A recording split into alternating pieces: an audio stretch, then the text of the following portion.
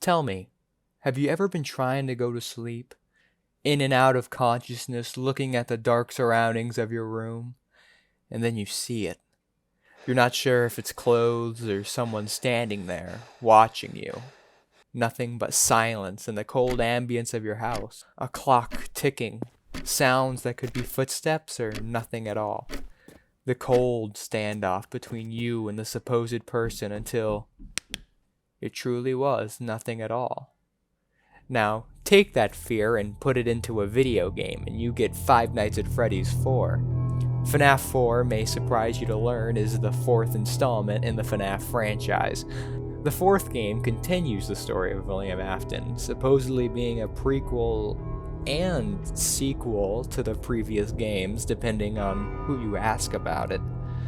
The gameplay, which we'll talk about later, is interspliced with playable cutscenes of the life of the crying child, the son of William, as the bullying of him goes too far, resulting in his death.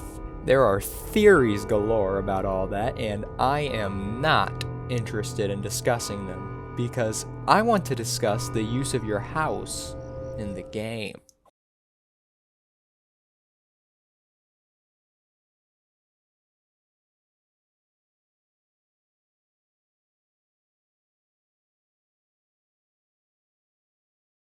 While the rest of the games take place in a Freddy Fazbear's establishment, albeit a small dingy pizzeria or a giant pizzaplex, the fourth game takes place in your home.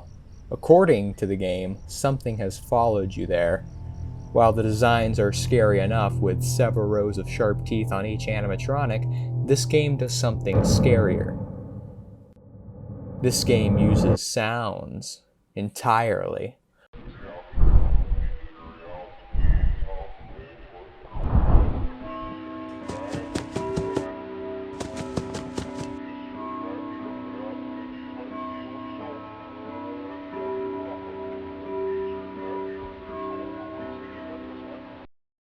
While the other games had good sound designed to scare you, FNAF 4 is different because sound is essential to the game. To beat the game, you have to listen for the breathing of the animatronics and hope it doesn't result in a loud jump scare. The jump scares in this game are brutal, loud, and impactful, and unlike some other games, actually ends in blood, not static. But let's go back to sound. FNAF 4 uses the sounds of the house to build tension. Normal sounds like the ring of a clock or the sound of a dog bark take a horrifying tone when you don't know if it's an animatronic trying to trick you into coming out of your room. The ways the animatronics get to you through behind in your bed, the dark hallways of your rooms, the plush shrouded in darkness in your closet. They're all reminiscent of the dark clutter in your room, looking like a person obscured by the dark. Even scarier is when nothing is going on. You, panicking, waiting to see something dart back from the hallway, see something on your bed making demonic sounds, see a face in your closet, but no, nothing. And then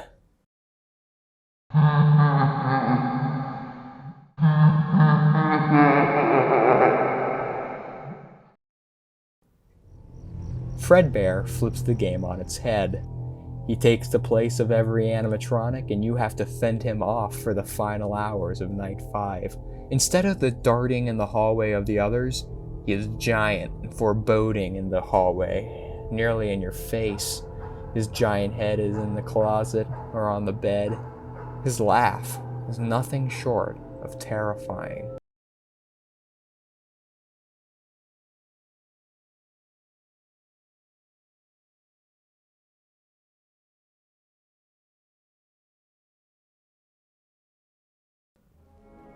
The room in FNAF 4 is very similar to that of a liminal space. Liminal spaces, for those not in the know, are images of locations that seem familiar, though you can't put your finger on why. Images like the back rooms or this hotel are synonymous with it. FNAF 4's house is similar, a room with doors on both sides, echoing the original office layout, giving a feeling of familiarity. The hallways are the wallpaper you've sworn you've seen before, lined with photos of a family that looks like it could be yours. The toys look similar to what you might have had when you were a kid in the hallway with a chair at the end looking similar to a game of hide and seek you may have played when you were little. A familiarity that could be copied into your own home. Suddenly, the walk down your hallway to get water is more sinister, and once you turn the light off, you start darting to your room lest Frederick Faz take your life. Darkness takes a new meaning. This horror reminds me a lot of a certain movie. A little film. Okay, I won't talk about Skinamarink again, but you can always watch my video about it, you know. Link in the description.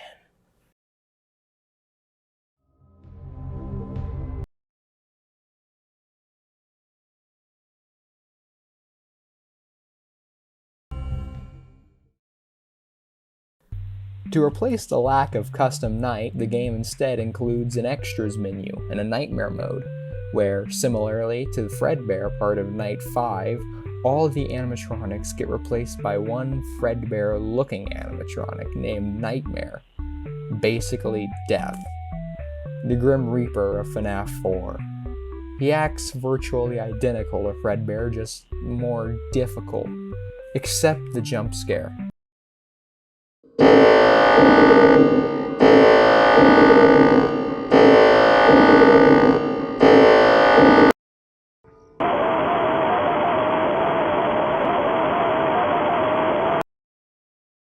An ear-piercing screech with the JPEG of Nightmare's face.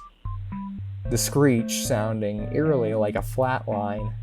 You truly die when he gets you. The monster in the darkness. Another example of how FNAF 4 uses your house against you. Hello, thank you for watching. Sorry for my hiatus, but we should be back to business as usual, and I hoped you liked the video. Goodbye.